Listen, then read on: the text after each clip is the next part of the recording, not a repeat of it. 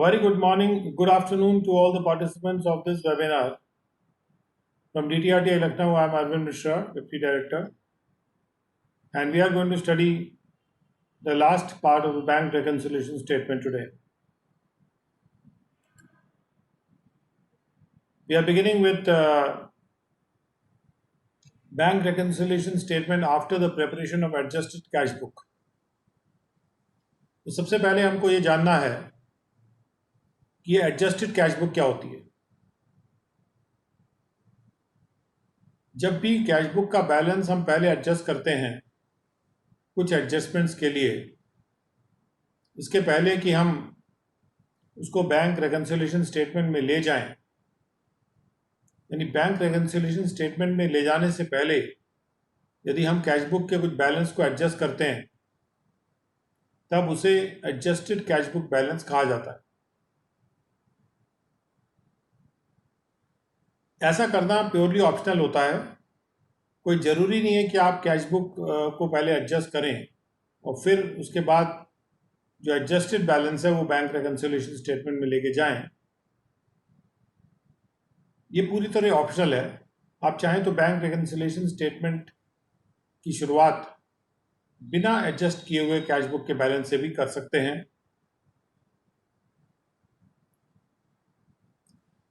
अगर रेकन्सिलिएशन का कार्य जो है वो अलग अलग महीनों में होना है तो, लेकिन अगर रेकन्सिलिएशन का कार्य अकाउंटिंग ईयर के लास्ट में होना है या फाइनेंशियल ईयर के या वित्त वर्ष के आखिरी में होना है तो कैश बुक को पहले एडजस्ट किया जाना चाहिए,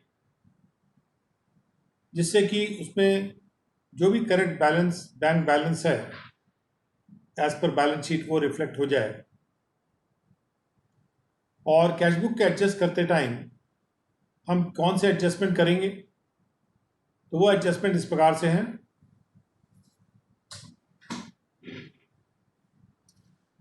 सबसे पहले जितने भी एरर्स हैं, जैसे कि रॉन्ग अमाउंट रिकॉर्ड कर दिया गया हो कैश बुक में, या कोई एंट्री 2 बार पोस्ट कर दी गई हो कैश बुक में, या बैलेंस को ज़्यादा लिख दिया गया हो या कम करके लिख दिया गया हो, जैसे टोटलिंग की गलती हो गई हो, ओवरकास्ट यानी ज़्यादा करके लिख देना, अंडरकास्ट यानी कम करके लिख देना। और जो दूसरे टाइप के एरर्स हैं जो ओमिशन वाले एरर होते हैं, जैसे बैंक चार्जेस को पासबुक में केवल रिकॉर्ड किया गया और कैश बुक में नहीं रिकॉर्ड किया गया है, या बैंक ने इंटरेस्ट को डेबिट कर दिया है लेकिन अभी उसकी एंट्री कैश बुक में नहीं आई है, या कोई प्राप्तियां डायरेक्टली बैंक को मिल गई हैं लेकिन अभी कैश बुक में वो रिफ्लेक्ट नहीं हुई, हालांकि वो चेक बुक में बैंक की पासबुक में आ गई हैं। कभी कभी बैंक के लेवल पे कुछ चेक डिसऑनर वगैरह हो जाते हैं या बिल डिसऑनर हो जाते हैं, उसकी सूचना बैंक के पास आती है और वो कैश बुक में नहीं आई होती है। तो इस तरह के जो 2 टाइप के एरर्स हैं, जो 2 एडजस्टमेंट्स हैं 2 टाइप के, या तो एरर वाले एडजस्टमेंट या फिर ओमिशन वाले एडजस्टमेंट, ये किए जाते हैं। केवल ये ट्रांजैक्शंस कंसिडर किए जाते हैं एडजस्टिंग कैश बुक के लिए, और इसके अलावा जो भी डिले होता है रिकॉर्ड करने में पासबुक में, क्योंकि टाइमिंग का जो डिफरेंस हो गया था, जैसे कोई चेक इशू किया गया लेकिन उसको प्रस्तुत नहीं किया गया पेमेंट के लिए, या कोई चेक डिपॉजिट किया गया लेकिन अभी कलेक्ट नहीं हुआ है, उसको बैंक रेकन्सिलिएशन स्टेटमेंट में ले जाया जाता है। तो ये जो एडजस्टेड कैश बुक बैलेंस है उसको बैंक रेकन्सिलिएशन स्टेटमेंट में हम ले जाते हैं एडजस्ट करने के बाद। जो भी गलतियां पासबुक में हो रही हैं उनको कैश बुक में एडजस्ट नहीं करना है।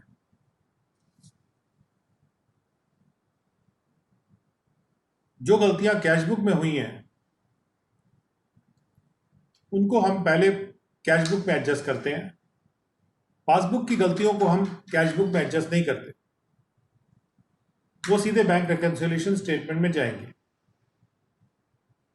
जितने भी एडजस्टमेंट्स हमने एडजस्टेड कैश बुक में कंसिडर किए हैं उसको फिर से हम फिर बैंक रिकन्सिलिएशन स्टेटमेंट में लेके नहीं जाएंगे, क्योंकि वो कैश बुक में पहले ही कंसिडर किए जा चुके हैं। अब देखते हैं इलस्ट्रेशन 5। 30 सितंबर 2017 को जो एक्स का बैंक अकाउंट था, according to the bank column जो कैश बुक में होती है, वो ओवरड्रॉन था, यानी माइनस में था 4062 के हद तक। ऑन द सेम डेट, उसी तारीख को जो बैंक स्टेटमेंट है वो डेबिट बैलेंस दिखा रहा है 20,758 का, यानी कि जो बैंक स्टेटमेंट में और कैश बुक के बीच में एक फर्क है। तो ये डेबिट बैलेंस एक्स के फेवर में दिखा रहा है, यानी कुल फर्क जो है वो 20,758 और प्लस 4,062 का है। जब हमने कैश बुक और बैंक स्टेटमेंट को ध्यान से देखा तो ये रिवील हुआ कि एक चेक था 13,14,000 रुपये का, जो कि 29 सितंबर 2017 को डिपॉजिट किया गया था। इसको बैंक ने क्रेडिट किया था केवल 3 अक्टूबर को जाके। तो चूंकि हम 30 सितंबर को ये रिकन्सिलिएशन बना रहे हैं तो इसमें यहाँ पे त्रुटि आ गई, क्योंकि ये चेक डिपॉजिट तो कर दिया गया 29 सितंबर 2017 को, लेकिन ये जो क्रेडिट हुआ है बैंक के द्वारा ये केवल 3 अक्टूबर को हुआ है, जो कि बैंक रिकन्सिलिएशन बनाने की तारीख से बाद में है। दूसरा ये पता चला कि एक पेमेंट किया गया था चेक से 16,000 रुपये का, और इस पेमेंट को 2 बार कैश बुक में एंट्री कर ली गई, यानी कि एक बार की जो एंट्री है वो एक्स्ट्रा हो गई है। 29 सितंबर 2017 को बैंक ने 1,17,400 की राशि क्रेडिट की थी, जो उसे कस्टमर से मिली थी एक्स के, यानी बैंक वो काम भी कर रहा है कि एक्स के कस्टमर से राशियां इकट्ठी कर रहा है, कलेक्ट कर रहा है, लेकिन उसका एडवाइस रिसीव नहीं हुआ एक्स के द्वारा। यानी बैंक ने जो एडवाइस बनाया एक्स को बताने के लिए कि आपकी ये राशि प्राप्त हो गई है, वो एक्स को रिसीव नहीं हुआ जब तक कि 1 अक्टूबर 2017 नहीं आई। उसके बाद बैंक चार्जेस जो 580 रुपये के थे वो कैश बुक में एंटर नहीं हुए थे, जो बैंक ने अपने बैंक स्टेटमेंट में एंटर कर लिए थे 580 रुपये, यानी जो एसएससी का जो अकाउंट था उसको कम कर दिया था 580 रुपये से, लेकिन उसको कैश बुक में एंट्री उसकी नहीं की गई थी। 6 सितंबर 2017 को बैंक ने 20,000 रुपये क्रेडिट किए थे एक्स के लिए, जो गलती से क्रेडिट कर दिया गया था। एक बिल ऑफ एक्सचेंज था जो 1,40,000 का था, उसको डिस्काउंट किया गया था एक्स के द्वारा अपने बैंक से। तो ये जो बिल था एक्स ने डिस्काउंट कर दिया था, कहने का मतलब कि बैंक से उसे राशि प्राप्त हो गई थी, जो भी कट के प्राप्त होती है, अपनी कमीशन काट के बैंक ने वो राशि दे दी होगी। लेकिन बैंक ने जब वो पेमेंट मांगा पार्टी से जिसने वो बिल इशू किया था, तो वो पार्टी ने उसको मना कर दिया, यानी बिल डिसऑनर हो गया। बिल डिसऑनर हो गया 28 सितंबर 2017 को, लेकिन इसकी कोई एंट्री, बिल डिसऑनर की एंट्री एक्स के बुक्स में नहीं हो पाई। सीधी सी बात है, उसकी सूचना नहीं मिल पाई 30 तारीख तक। जो चेक्स इशू किए गए थे, 7 नंबर पॉइंट है, जो चेक्स इशू किए गए थे 30 सितंबर 2017 तक, लेकिन उनको प्रस्तुत नहीं किया गया था पेमेंट के लिए उस तारीख तक, तो उन चेक्स का जो टोटल था वो 13,26,000 रुपये था। यानी चेक तो इशू कर दिए गए, कैश बुक में उनकी एंट्री हो गई, लेकिन पेमेंट के लिए प्रस्तुत ही नहीं हुए, तो बैंक में वो एंट्री नहीं आ पाई। अब इसमें क्वेश्चन पूछा जा रहा है कि हमको उपयुक्त रेक्टिफिकेशंस दिखाने हैं, अप्रोप्रिएट रेक्टिफिकेशन दिखाने हैं, जो जिनकी ज़रूरत है करने की कैश बुक में एक्स की, to arrive at the correct balance, जिससे हम करेक्ट बैलेंस पे पहुंच सकें 30 सितंबर को 2017 को जो करेक्ट बैलेंस था। और दूसरी बात यह कि हमको एक बैंक रिकन्सिलिएशन स्टेटमेंट भी यहाँ पे बनाना है, यानी यहाँ पे हमको रेक्टिफिकेशन भी करने हैं जो हमको कैश बुक में करना है, यानी कैश बुक को हमको एडजस्ट करना है। तो ये काम रेक्टिफिकेशन के अंतर्गत भी है और उसके साथ साथ बैंक रिकन्सिलिएशन के टॉपिक का भी है। तो सबसे पहले जो कैश बुक है उसमें एंट्रीज की जा रही हैं। तो एक एक एंट्री को हम लोग देखते हैं।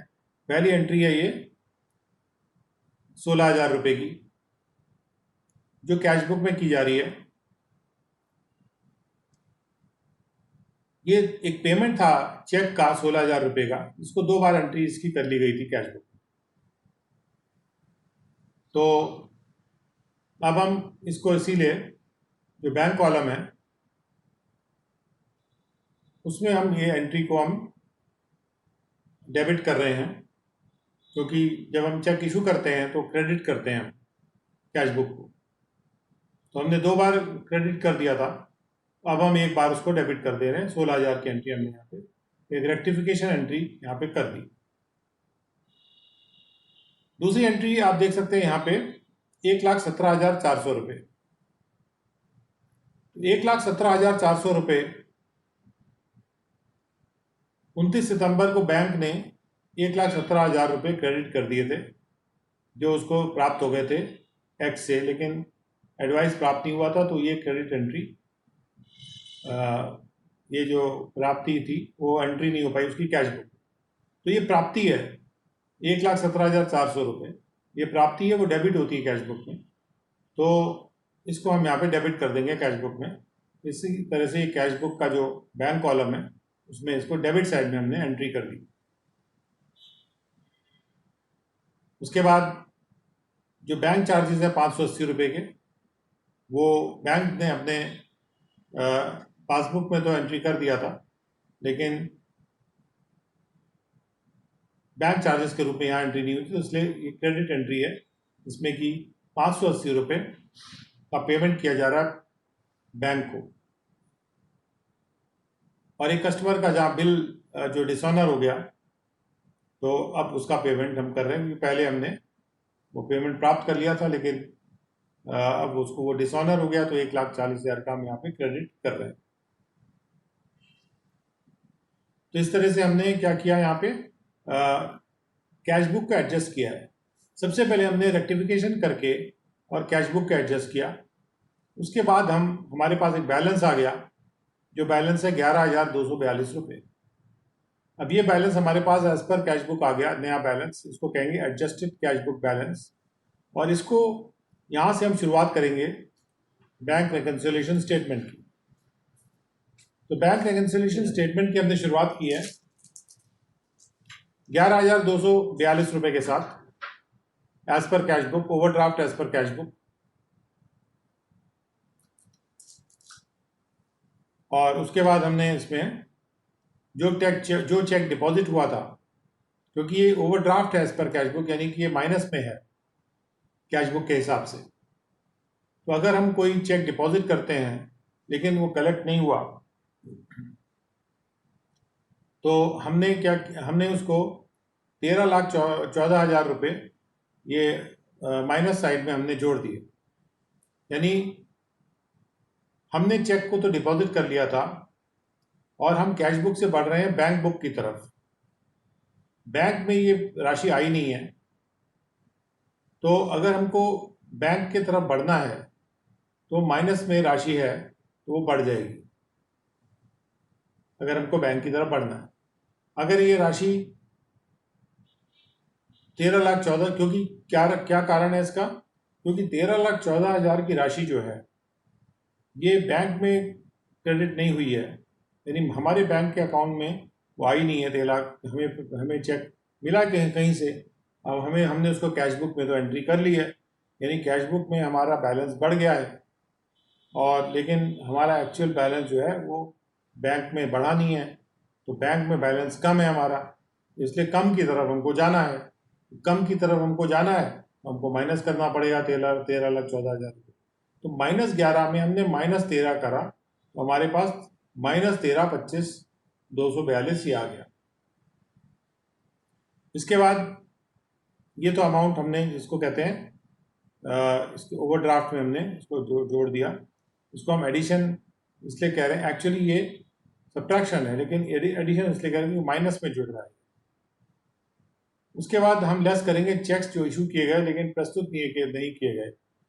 अब इसको समझ लीजिए, चेक हमने इशू किया, जब हमने चेक इशू किया तो हमने कैश बुक का बैलेंस अपना कम कर लिया, लेकिन वो प्रस्तुत नहीं हुए पेमेंट के लिए। इसका मतलब ये हुआ कि हमारा बैंक के पासबुक में जो बैलेंस है वो अभी कम नहीं हुआ है, यानी बैंक में हमारा बैलेंस ज़्यादा है। तो यदि बैंक में हमारा बैलेंस ज़्यादा है, हमको कैश बुक से बैंक की तरफ जाना है और ये राशि चूंकि माइनस में है, तो इसलिए ये 13,26,000 हमें प्लस में लेना पड़ेगा, या चूंकि हमने इसको प्लस में लिखा हुआ है तो इसको हमें माइनस में लेना पड़ेगा। तो इसलिए 13,25,000 में से हम 13,26,000 रुपये यहाँ पे माइनस कर दे रहे हैं, चूंकि हमको बैंक की तरफ बढ़ना है। और उसके बाद किसी बैंक ने क्रेडिट किया इरॉनियसली 6 सितंबर को 20,000 रुपये। तो यहाँ पे देखिए 20,000 रुपये की जो एंट्री है, 20,000 रुपये बैंक ने हमारे खाते में क्रेडिट कर दिए थे, वो गलती से कर दिया था, यानी बैंक में ज़्यादा बैलेंस हो गया 20,000 का, और कैश बुक में हमारा बैलेंस जो था कम था। क्योंकि बैंक में बैलेंस ज़्यादा है और कैश बुक में कम है, और कैश बुक ओवरड्राफ्ट में है। अगर कैश बुक ओवरड्राफ्ट में नहीं होती और हमको कैश से बैंक में जाना होता और हमें हमारा बैंक बैलेंस ज़्यादा होता तो हम इसको ऐड कर देते, लेकिन चूंकि हम ओवरड्राफ्ट में हैं तो इसलिए हम माइनस कर दे रहे हैं। तो ये 20,000 रुपये यहाँ पे माइनस हो गया। अब कुल मिला के हमारे पास 20,758 रुपये का ओवरड्राफ्ट, यानी माइनस साइड में एंट्री आ गई एज पर बैंक स्टेटमेंट।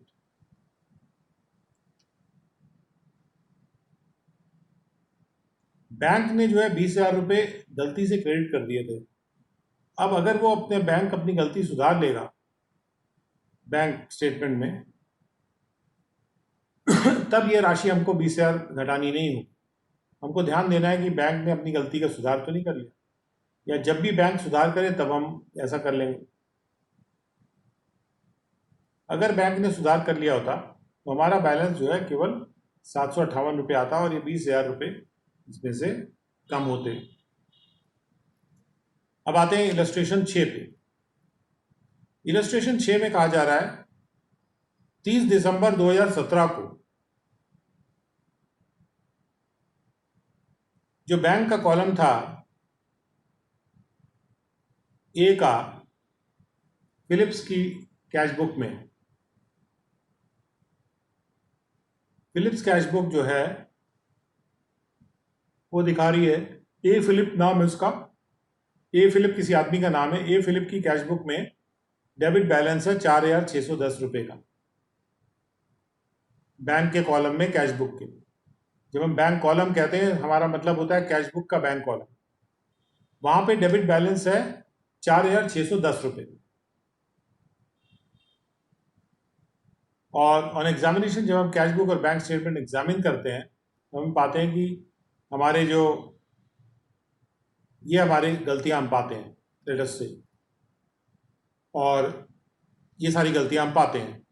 उसके बाद हमें एडजस्टमेंट करने हैं कैश बुक में सबसे पहले, उसके बाद हमको बैंक रिकंसिलिएशन स्टेटमेंट बनाना है। नाउ लेट अस सी, एक एक एंट्री को चेक करते हैं कि सबसे पहली एंट्री हम कैश बुक का जो एडजस्टमेंट कर रहे हैं वो है 3,80,000 रुपये की एंट्री जो आ रही है। तो डिविडेंड रिसीव 3,80,000 रुपये ये डेबिट किया गया कैश बुक में। अब क्यों ये डेबिट किया गया है, let us see the statement. जो ये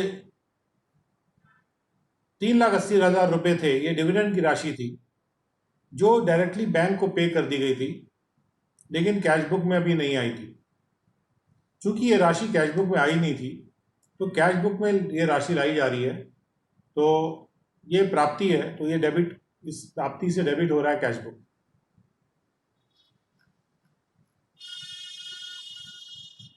तो ये कैश बुक डेबिट हो गया।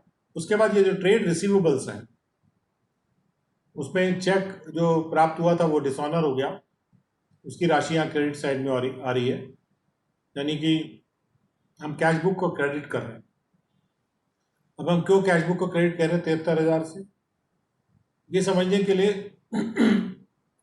एक चेक हमने 73,000 रुपये का इशू किया था,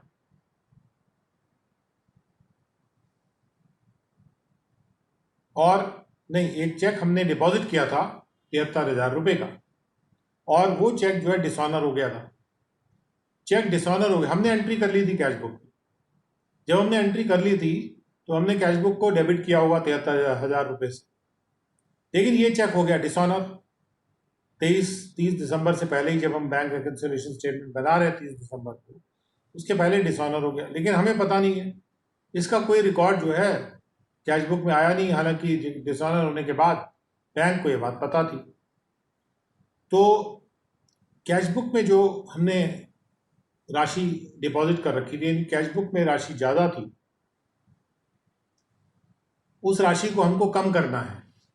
कम इसलिए करना है क्योंकि ये डिसऑनर हो गया चेक, तो 73,000 रुपये कम करने के लिए हमको कैश बुक को क्रेडिट करना है। तो हम कैश बुक को क्रेडिट कर देंगे, और इसलिए हमने यहाँ पे 73,000 रुपये से कैश बुक को क्रेडिट कर दिया। ऐसे ही बैंक ने इंटरेस्ट लगाया था, चार्जेस लगाए थे, जो हमें पता नहीं था, हमें कैश बुक में डाले नहीं, हमने उसको कैश बुक में अपने एंट्री नहीं किया था। अब उसकी एंट्री हमने बैंक इंटरेस्ट और चार्जेस की कर दी 4,200 रुपये की। तो ये पेमेंट होता है जो बैंक को किया जा रहा है। ये पेमेंट अभी कैश बुक में नहीं रिफ्लेक्ट हुआ था।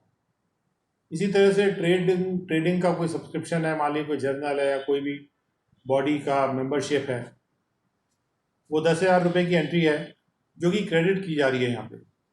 इसको समझ लेते हैं 10,000 रुपये की एंट्री को क्यों क्रेडिट किया जा रहा है।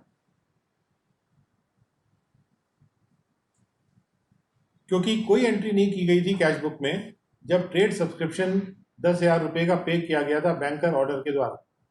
क्योंकि बैंक ने ये ऑर्डर बनाया था, तो बैंक ने इस ऑर्डर को अपने पासबुक में शामिल कर लिया था, लेकिन कैश बुक में अभी इसकी एंट्री नहीं हुई थी क्योंकि इसकी सूचना हमको मिली नहीं थी। तो अब हम इसको एंट्री कर लेंगे, और चूंकि ये पेमेंट है तो क्रेडिट होगा ये कैश बुक में। तो इस तरह से हमने जो भी करेक्शंस थे वो कैश बुक में एडजस्टमेंट्स इसको कह सकते हैं, हमने कैश बुक में एडजस्टमेंट किए बाय वे ऑफ रेक्टिफिकेशन। और इसके बाद ये रेक्टिफिकेशन करने के बाद हमारे पास बैलेंस आ गया 2,97,410 रुपये। अब इस बैलेंस से हम शुरू करेंगे, क्योंकि हमारा ब्रॉड डाउन बैलेंस जो था डेबिट बैलेंस था कैश बुक में, अब हमारा क्रेडिट बैलेंस हो गया है, क्योंकि हमारे पास कुछ प्राप्तियां आ गई हैं 3,80,000 की प्राप्ति जैसे यहाँ पे आ गई है, और पेमेंट हमें कम करने पड़े हैं, जो पेमेंट वाली एंट्रीज हमें कम करनी पड़ी है। तो इसलिए हमारे पास 2,97,000 की पॉजिटिव राशि आ गई अपने कैश बुक में, और हमको जाना है कैश बुक से बैंक बुक की तरफ या बैंक पासबुक की तरफ। तो इसमें हम क्या क्या चीज़ जोड़ेंगे। देखिए, जो चीज़ ओवरड्राफ्ट से शुरू करते वक्त जुड़ती है वो पॉजिटिव बैलेंस से शुरू करते वक्त वो चीज़ घटती है। इस बात का हमको ध्यान में रखना है। चेक जो हमने अभी प्रस्तुत नहीं किए थे, यानी बैंक में जो चेक प्रस्तुत नहीं हुए 6,30,000 रुपए के, वो चेक ऐसे चेक हैं जो हमने कैश बुक में जिनकी एंट्री कर ली थी, लेकिन यानी हमने किसी को जैसे चेक इशू किया और हमने उसकी एंट्री कर ली कैश बुक में, बैंक बुक में अभी एंट्री नहीं है। इसका मतलब ये हुआ कि बैंक बुक का जो बैलेंस है वो अभी ज़्यादा है और कैश बुक का बैलेंस कम है। तो जब हमें बैंक की तरफ जाना है तो ज़्यादा की तरफ जाना है, तो हम इसमें ये 6,30,000 की राशि जोड़ देंगे ज़्यादा की तरफ जाने के लिए, और ये 9,27,410 की राशि आ गई। इसके बाद 2.5 लाख रुपए का lodgement not yet recorded by the bank. अब इसको देख लेते हैं 2.5 लाख की क्या एंट्री है यहाँ पे।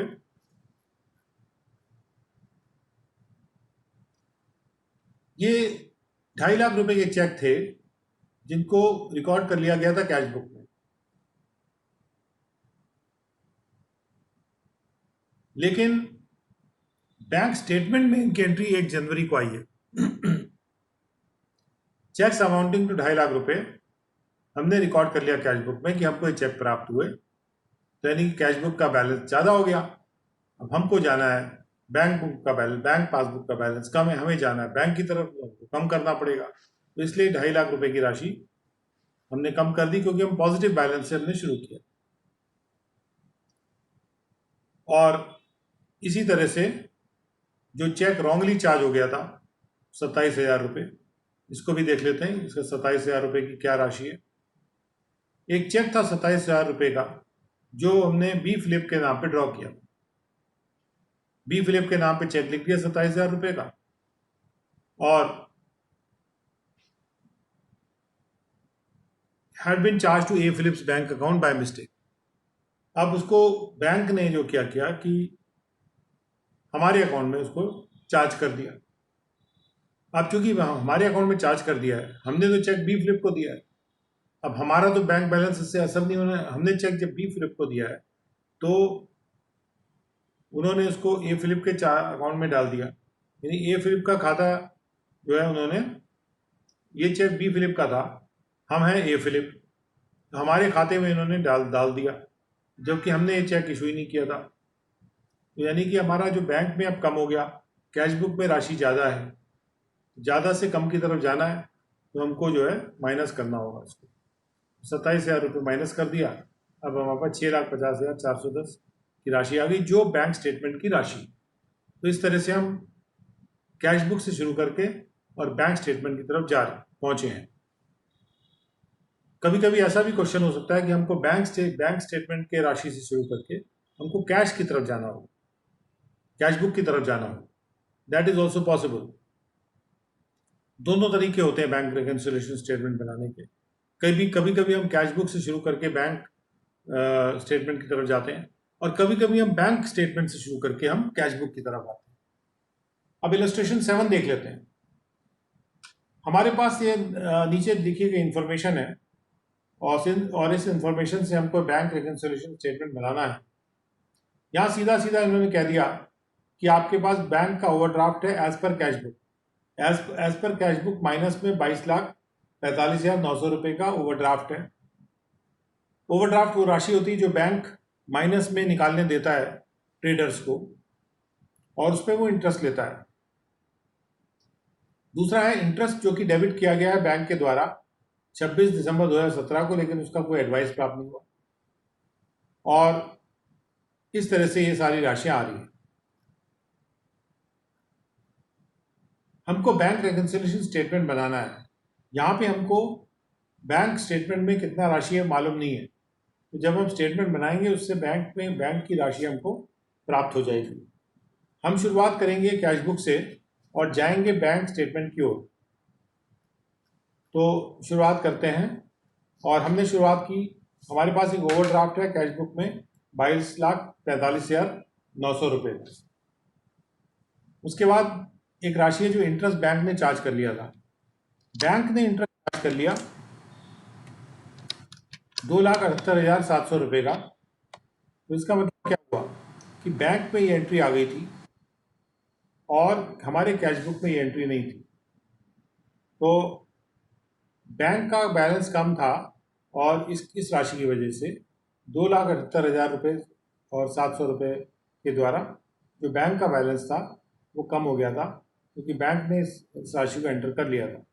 लेकिन कैश बुक का बैलेंस जो है ज़्यादा है, तो हमको ज़्यादा से कम की तरफ जाना है। और ज़्यादा से हमको कम की तरफ जाना है, 1 मिनट, हमको ज़्यादा से कम की तरफ जाना है, तो हम ये 22,45,000 रुपये में 900 में से इस राशि को हम लोग जा रहे हैं। ये ऐड लिखा हुआ है, ऐड इसलिए हम इसको कर रहे हैं क्योंकि हमारा जो बैंक का बैलेंस था वो कम था और कैश बुक का बैलेंस हमारा ज़्यादा है। तो कैश बुक से हमको बैंक की तरफ जाना है, तो इसलिए हम इस राशि को यहाँ पे एडजस्ट कर रहे हैं और उसको ऐड कर रहे हैं। ये तीनों राशियां हम यहाँ पे ऐड करेंगे और इनका जो टोटल है ऐड करके 46 बन रहा है। क्योंकि ये माइनस में है तो हम माइनस कर रहे हैं, माइनस माइनस होने से ये ऐड लिखा हुआ है। एक्चुअली हम इस राशि को माइनस में ला रहे हैं और चूंकि हमारा ओवरड्राफ्ट भी माइनस में है तो माइनस माइनस करके जुड़ जा रहा है। उसके बाद हमने कोई ड्राफ्ट डिपॉजिट किया था बैंक में, लेकिन अभी वो क्रेडिट नहीं किया है बैंक में। कहने का मतलब ये हुआ कि जब हमने ड्राफ्ट डिपॉजिट कर दिया बैंक में तो हमने कैश बुक में उसकी एंट्री कर ली और कैश बुक का बैलेंस बढ़ गया हमारा। कैश बुक का बैलेंस बढ़ गया लेकिन बैंक बुक का बैलेंस कम है। तो चूंकि बैंक बुक का बैलेंस यहाँ पे कम है, बैंक स्टेटमेंट का बैलेंस कम है, तो इसलिए इस राशि को भी हम माइनस में लेके आएंगे। तो ये भी राशि 22 में, अगर ये -22 है तो ये -13 लेंगे, तो इस तरह से एक राशि भी जुड़ जाएगी। तीसरा है, बैंक ने गलती से कोई राशि को डेबिट कर दिया और अंडर वेरिफिकेशन चल रहा है वो अभी, और लेकिन उसने डेबिट तो कर दिया है। अब बैंक ने जो डेबिट कर दिया है तो इसका मतलब ये हुआ कि हमारी राशि बैंक ने कम कर दी, यानी बैंक स्टेटमेंट में हमारा बैलेंस कम है और कैश बुक में हमारा बैलेंस ज़्यादा है। तो इसलिए इस राशि को भी यहाँ पे इस तरह से माइनस में लेके और 22 में जोड़ लेंगे। कुल तो जोड़ने वाली राशि कुल मिला के 23,78,700 बन गया, और कुल मिला के ये दोनों जुड़ के 46,14,600 आ गया। अब इसके बाद कुछ ऐसे चेक हमने इशू किए थे लेकिन वो प्रस्तुत नहीं हुए, यानी ये वो केसेस हैं हमने चेक इशू कर दिया, यानी अब ये वो केस है जहाँ पे कैश बुक का बैलेंस कम है और बैंक बुक का बैलेंस ज़्यादा है। चूंकि हमने चेक इशू कर दिए, हमने कैश बुक में वो दिखा दिया कि हमने चेक इशू किया है, तो हमारा चेक बुक का बैलेंस कम हो गया, चेक बुक के बैंक कॉलम का जो बैलेंस है वो कम हो गया, लेकिन बैंक बुक में ज़्यादा है।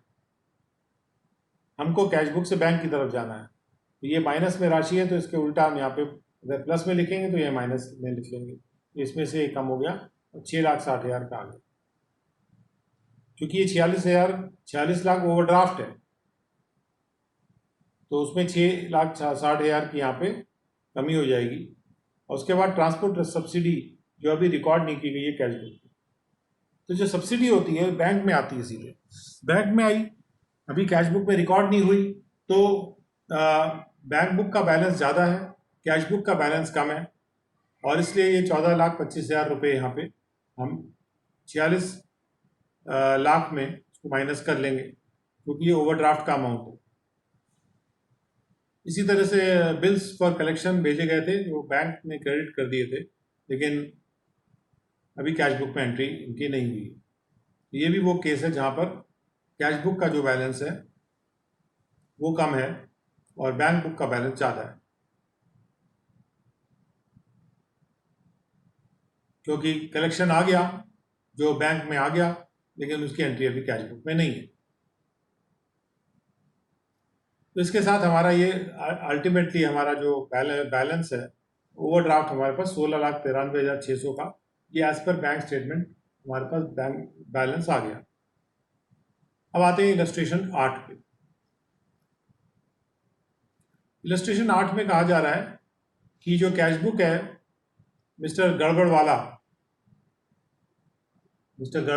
या गड़बड़ झाला जो भी है, उनका जो कैश बुक का जो बैलेंस है वो दिखा रहा है 8,37,400 रुपये as the balance at bank.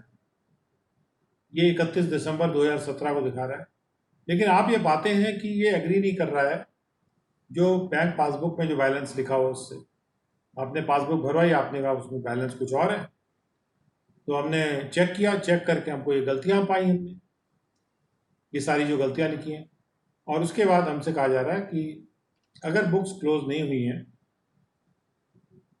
If the books are not close on 31 December, then हम बैंक रिकन्सिलिएशन स्टेटमेंट यहाँ पे बना रहे हैं, और ये हमारा बैंक रिकन्सिलिएशन स्टेटमेंट है। अगर बुक्स 31 दिसंबर को क्लोज होती तो हम एडजस्टेड कैश बुक बनाते, चूंकि हमने बुक्स क्लोज नहीं की 31 दिसंबर को।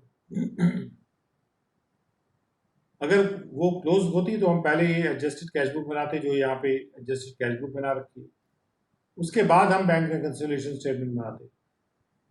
यानी हम सारी एंट्रीज को दो पार्ट में डिवाइड करते हैं। पहले तो हम एडजस्टेड कैश बुक बनाते और उसके बाद बैंक रिकंसिलिएशन स्टेटमेंट बनाते। क्या होता है, अगर हम साल में एक बार काम कर रहे हैं और साल के अंत में अपने खाते बना रहे हैं, तो बेटर होता है कि हम एडजस्टेड कैश बुक पहले बनाएं। पहले कैश बुक को एडजस्ट कर लें, कैश बुक का बैलेंस तो पता लग जाए हमको क्या बैलेंस है, क्योंकि उसको हम फिर कैरी फॉरवर्ड करेंगे। अगर हमें पता ही नहीं होगा तो क्या करेंगे। तो साल के अंत में अगर कार्य हो रहा है तो हमको एडजस्टेड कैश बुक बनाना चाहिए, और बीच में अगर हो रहा है तो उसकी ज़रूरत नहीं। दोनों तरीके के सॉल्यूशंस यहाँ पे इस सवाल के दिए दिए हुए हैं। तो शुरुआत हम लोग कर रहे हैं कि ये 8,37,400 का जो यहाँ पे बैलेंस दिखा रखा है, पॉजिटिव बैलेंस है, 8,37,400 का बैलेंस है। उसके बाद उसमें कुछ मिस्टेक जो हुई थी, मिस्टेक इन ब्रिंगिंग फॉरवर्ड 15,260 का जो डेबिट बैलेंस है एज क्रेडिट बैलेंस। 15,260 का डेबिट बैलेंस था, लेकिन हमने उसको क्रेडिट बैलेंस के रूप में लिख दिया, यानी फर्क आ गया था 15,260 गुणा 2 का, यानी 30,520 का फर्क आ गया था। चूंकि यहाँ पे हमने मिस्टेक जो की थी वो कैरी फॉरवर्ड करने में की थी, और 30,000 रुपये का उसकी वजह से फर्क आ गया था। हमको जाना है बैंक स्टेटमेंट की ओर। बैंक स्टेटमेंट में राशि और ज़्यादा है, क्योंकि हमने क्रेडिट बैलेंस दिखा दिया था। तो क्रेडिट बैलेंस में हमने 30,000 रुपये की राशि हमने कम कर दी थी। बैंक में ज़्यादा है, तो बैंक की तरफ जाना है तो हमको ये राशि जोड़नी होगी। उसके बाद जो चेक हमने इशू किए हैं लेकिन अभी प्रस्तुत नहीं हुए हैं, तो उनमें से कुछ चेक ऐसे हैं जो कि इशू कर दिए हमने, अभी प्रस्तुत नहीं हुए हैं। तो जब हमने चेक इशू कर दिए हैं तो हमने कैश बुक में तो उनकी एंट्री कर ली है, लेकिन बैंक बुक में अभी एंट्री नहीं आई है। तो इसका मतलब कि हमारा चेक जो कैश बुक का जो बैलेंस है वो कम है, क्योंकि वहाँ हमने इशू दिखा दिया है, और बैंक बुक का बैलेंस ज़्यादा है। तो इसलिए हम बैंक की तरफ जा रहे हैं, बैंक बैलेंस की तरफ जा रहे हैं, तो हम इसको जोड़ेंगे। और कुछ ऐसे भी चेक थे जो कि एनकैश कर लिए गए हैं। तो इसमें जो एक्सप्लेनेशन में दिया होगा ये कि जैसे कुल चेक 11,504.14 के जो ड्रॉ किए गए थे, ये 11,514 के चेक ड्रॉ किए गए थे, उसमें 7,815 के चेक एनकैश हो गए थे दिसंबर में। तो जो इनकैश हो गए उसके लिए तो एंट्री करनी नहीं है, जो इनकैश नहीं हुए वो निकालने के लिए 11,514 में से हमने 7,815 घटा लिया, घटा के हमारी राशि आ गई 3,699। तो 3,699 हमने जोड़ दिया, क्योंकि ये वो चेक हैं जो कि इशू किए गए लेकिन प्रेजेंट नहीं हुए, या और इसलिए इनकैश नहीं हुए। डिविडेंड जो डायरेक्टली बैंक ने कलेक्ट कर लिया लेकिन कैश बुक में अभी एंटर्ड नहीं है, तो इसलिए अभी कैश बुक की राशि जो है वो ज़्यादा है, और सॉरी बैंक का स्टेटमेंट की राशि ज़्यादा है और कैश बुक की कम है। तो हम कैश बुक से बैंक की तरफ जा रहे हैं, तो ये बढ़ानी पड़ेगी राशि हमको 25,000। ऐसे ही जो चेक हमने 2 बार रिकॉर्ड कर लिए कैश बुक में, उसकी वजह से हमने चेक 2 बार इशू करा हुआ रिकॉर्ड कर लिया, तो चेक बुक की राशि कम हो गई, उसको बढ़ाना है तो उससे जोड़ देंगे।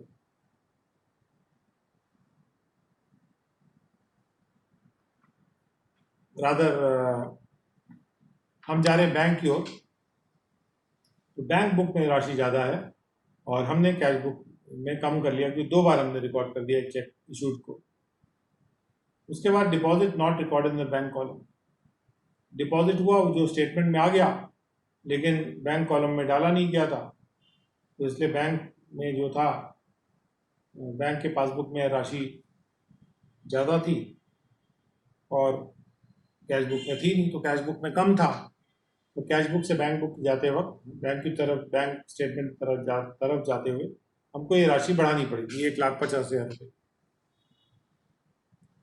इसी तरह से कैश बुक को गलत कास्ट कर दिया गया था 15 दिसंबर को, यानी टोटलिंग मिस्टेक हो गई और इसकी वजह से कैश बुक में राशि कम थी, तो हमने यहाँ पे बैंक की तरफ जाना है तो उसको बढ़ा दिया। जो चेक इशू किए गए थे लेकिन बैंक कॉलम में एंटर नहीं किए गए, हमने चेक तो इशू कर दिए लेकिन उनको एंट्री ही नहीं की कैश बुक में। तो इसका मतलब कि ये हमारे पास जो चेक्स, हमारे पास कैश बुक की राशि हमारे पास ज़्यादा है क्योंकि हमने बैंक कॉलम में इनको एंटर नहीं किया था, चेक्स हमने इशू कर दिए थे। तो ज़्यादा से कम की ओर अब हम जा रहे हैं, तो इसलिए हम लेस करते जा रहे हैं। इसके बाद सब्सक्रिप्शन जो बैंक ने पे किया था हमारे बिहाफ पे, लेकिन कैश बुक में हमने उसको रिकॉर्ड नहीं किया है, बैंक ने उसको पे कर दिया, यानी बैंक स्टेटमेंट की राशि कम है और कैश बुक की राशि ज़्यादा है। उससे ज़्यादा से कम की तरफ जाना है तो हम इसको माइनस कर दे रहे हैं। तो ये सब करने के बाद हमारे पास बैलेंस एज पर कैश बुक आ गया। और इसी को अगर हमको एडजस्टेड कैश बुक पहले बनानी है तो पहले जो गलतियां हैं उसको रेक्टिफाई कर दिया, सीधे हमने कैश बुक में एंट्री कर दी। जैसे रॉन्ग कास्टिंग है, या जो चेक एंट्री नहीं हुआ था, जो सब्सक्रिप्शन अमाउंट एंटर नहीं हुआ, या कोई रॉन्ग पोस्टिंग कर दी गई, जैसे ऊपर हमने देखा है, या डिविडेंड बैंक ने कलेक्ट कर लिए थे, हमने उसको पोस्ट नहीं किया था कैश बुक में, और जो चेक 2 बार रिकॉर्ड कर दिए गए, या कोई डिपॉजिट है जो कि रिकॉर्ड ही नहीं किया गया कैश बुक में। तो कैश बुक के लिए, कैश बुक एडजस्ट करने के लिए जो भी ऐसे आइटम्स हैं जिससे कैश बुक एडजस्ट हो जाती है वो हम एंट्री कर देंगे। उसके बाद बचेगा बैंक रिकन्सिलिएशन स्टेटमेंट। तो केवल चेक्स जो इशू किए गए लेकिन प्रस्तुत नहीं किए गए वही उसकी ज़रूरत पड़ेगी केवल, और कैश बुक से उससे हम पहले हमें करेक्टेड जो बैलेंस है कैश बुक का वो यहाँ पे 12,49,920 रुपये प्राप्त हो गया एडजस्ट करने के बाद। तो इसको हमने यहाँ से शुरुआत की कैश बुक से और बैंक पासबुक की तरफ पहुँच गए।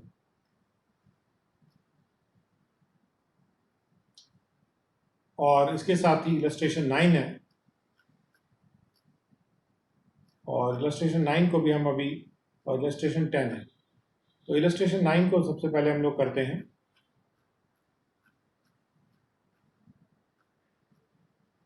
इलस्ट्रेशन 9 में बैंक कॉलम दिखाया जा रहा है कैश बुक का, और पासबुक भी यहाँ पे जो जैन की पासबुक है वो दिखाई जा रही है for the months of March and April. तो आप देख सकते हैं 1 मार्च से ये शुरू हो रही है और 31 मार्च तक जारी है। ये कैश बुक है जो मार्च के महीने का, और कैश बुक का ये बैंक कॉलम दिखाया जा रहा है, केवल कैश कॉलम यहाँ दिखाया नहीं जा रहा। उसके बाद ये है पासबुक भी दे दिया गया और कैश बुक भी दे दिया गया। और अब कहा जा रहा है इसको रेकंसाइल करिए कैश बुक के बैलेंस को।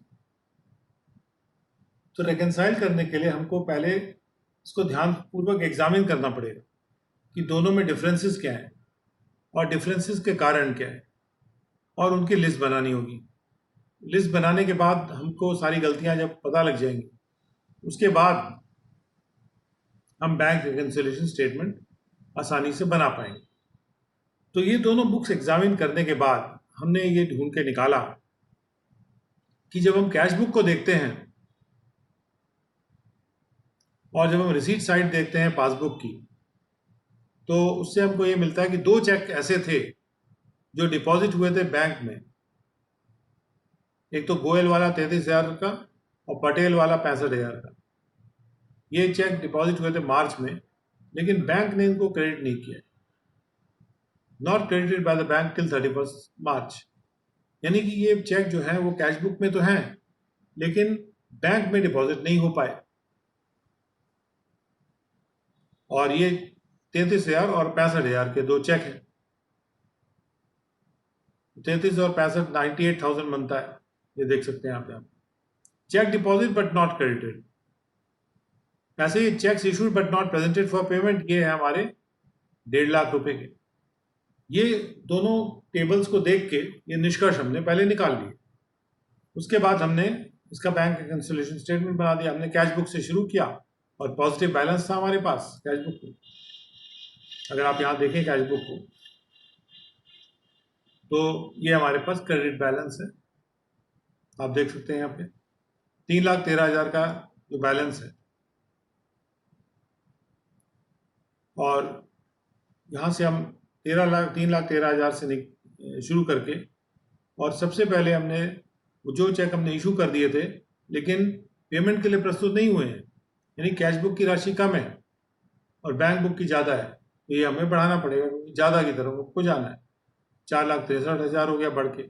जो चेक हमने डिपॉजिट कर दिए यानी कैश बुक में आ गए और बैंक ने क्रेडिट नहीं किया, यानी कि बैंक की राशि कम है, तो ये कम की तरफ जाना है, ये मना माइनस होगा और माइनस करके आएगा 3,65,000 रुपये। So this was illustration 9 and then we go to illustration 10. जब निक्की और कंपनी ने बैंक स्टेटमेंट प्राप्त किया उसमें दिखा रखा है फेवरेबल बैलेंस, फेवरेबल यानी क्रेडिट बैलेंस, यानी आपके फेवर में पॉजिटिव बैलेंस 10,39,200 रुपये। तो फेवरेबल बैलेंस यानी आपके पक्ष में है बैलेंस, यानी आपका ही पैसा है वो, और उसका एग्रीमेंट नहीं हो रहा था कैश बुक के बैलेंस से। तो जब हमने दोनों को एग्जामिन किया तो ये गलतियां पकड़ी गई, ये जो गलतियां 7 गलतियां लिखी। बैंक रिकंसिलिएशन स्टेटमेंट बनाने को कहा जा रहा है। सीधी सीधी सी बात है, यहां पे हम शुरू कर रहे हैं फ्रॉम पासबुक। हम शुरू पासबुक से भी कर सकते हैं, कोई जरूरी नहीं कि हम कैश बुक से ही शुरू करें। जब हम पासबुक से शुरू करते हैं तब क्या होता है, हम शुरू कर रहे हैं पासबुक से, जाएंगे हम कैश बुक की ओर। सबसे पहले बैंक में कोई राशि डिपॉजिट हो गई, deposit with bank but not credited, यानी चेक हमने डिपॉजिट कर दिए हैं जो बैंक ने क्रेडिट नहीं किए। बैंक ने क्रेडिट नहीं किए तो यानी कि बैंक में राशि जो है वो कम है और चेक बुक में ज़्यादा है, और सॉरी कैश बुक में ज़्यादा है। तो हमको जाना है कैश बुक की तरफ, तो हम इस राशि को बढ़ा देंगे 3,09,000। उसके बाद हायर परचेज इंस्टॉलमेंट का पेमेंट जो कैश बुक में अभी एंटर नहीं किया गया, यानी कि ये ऐसा हायर परचेज हमने कुछ किया है इसका इंस्टॉलमेंट हमने इसका पेमेंट बैंक ने कर दिया और इसका इंस्टॉलमेंट अभी कैश बुक में एंट्री इसकी नहीं आई है 9 लाख रुपए की। तो कैश बुक का बैलेंस ज़्यादा है और बैंक बुक का बैलेंस कम होगी, बैंक स्टेटमेंट का बैलेंस कम है, तो हमें कम से ज़्यादा की ओर जाना है, तो बढ़ा लेंगे। ऐसे डिस्काउंट अलाउड जो है उसको बैंक कॉलम में हमने गलती से, वो डिस्काउंट था उसको डिस्काउंट कॉलम में लिखना था हमको कैश बुक के, लेकिन हमने लिख दिया उसको बैंक कॉलम में। अब चूंकि हमने बैंक कॉलम में लिख दिया तो उसको वहां से हटाना पड़ेगा हमको। तो हम इसकी वजह से हमारा जो कैश बुक का बैलेंस है वो ज़्यादा है, क्योंकि अगर हमने डिस्काउंट किसी को अलाउ कर दिया था, अगर हम वहाँ एंट्री कर दें ठीक था, उसकी जगह हमने अपना कैश बुक का बैलेंस हमारा बढ़ गया, क्योंकि वहाँ हमने जब डिस्काउंट अलाउ करते हैं किसी को तो हमारी राशि कम हो जाती है। तो चूंकि हमने कैश बुक में उसकी एंट्री कर दी, अब कैश बुक का बैलेंस जो है बढ़ गया और बैंक बुक का बैलेंस ज़्यादा है, कम है, तो हमें ये राशि बढ़ानी पड़ेगी। ऐसी बैंक चार्जेस जो कि कैश बुक में एंट्री नहीं हुए, तो जो कि बैंक चार्जेस थे वो बैंक पासबुक में तो आ गए, यानी कि बैंक का बैलेंस कम हो गया और कैश बुक का बैलेंस ज़्यादा है, तो हमको कम से ज़्यादा की तरफ जाना है, तो हमें बढ़ाना पड़ेगा। और उसके बाद डिपॉजिट कोई ऐसा था जो कि कैश बुक में 2 बार एंट्री हो गई, तो 1 बार की एंट्री घटानी पड़ेगी, क्योंकि यहाँ पे 2 बार हमने एंट्री कर दी, तो उससे क्या हुआ, हमारा कैश बुक का बैलेंस बढ़ गया, बैंक से हम जा रहे कैश बुक की तरफ, ये बढ़ाना पड़ेगा। ऐसे ही चेक रिटर्न होके आ गया क्योंकि आउट ऑफ डेट था और उसको कैश बुक में उसकी एंट्री कर ली गई। Cheque which was return out of date was entered in the cash book, तो इसलिए ये 11 लाख रुपए का चेक है, इसको जो वापस आ गया हमारे पास, ये आउट ऑफ डेट है, और उसको हमने किसी को चेक इशू किया था, तो हमने वापस उसकी एंट्री कर ली। एंट्री कर लिए नहीं, हमारा कैश बुक का बैलेंस बढ़ गया, बैंक में इतना है नहीं तो इसको बढ़ाना पड़ेगा। ऐसे ही कस्टमर ने कोई डायरेक्ट डिपॉजिट कर दिया था बैंक में, लेकिन हमने कैश बुक में एंट्री नहीं की थी, तो इसकी वजह से हमारा कैश बुक का बैलेंस कम हो गया था। तो हमें ज़्यादा से कम की तरफ जाना, तो ये राशि हमको घटानी पड़ेगी। तो इस तरह से ये 4 लाख घटा दिया हमने। अब बच गए हमारे पास 39,78,600 रुपये, 29,78,600। ये हो गया हमारा बैलेंस एज पर कैश बुक। तो इसके साथ हमारा ये जो बैंक रिकन्सिलिएशन स्टेटमेंट का टॉपिक है ये ख़त्म हो जाता है, और हम अगले इंटरेस्टिंग टॉपिक्स में चलेंगे कल से।